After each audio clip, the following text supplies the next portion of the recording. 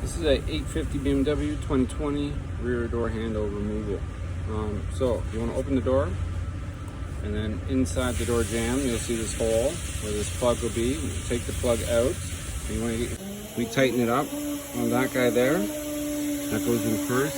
We connect the wires on the door handle, slide the handle in, and then that back part there slips inside, and that goes down right through into where that hole is. And then the hole in there has a T15.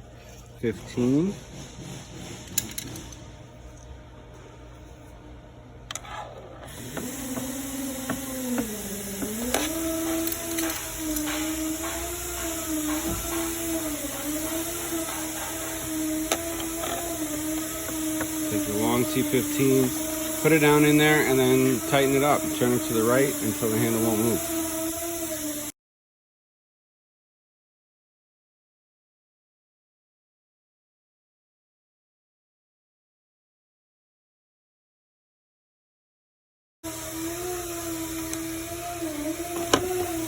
I like to do a couple test ones just to make sure it's working before I close the door.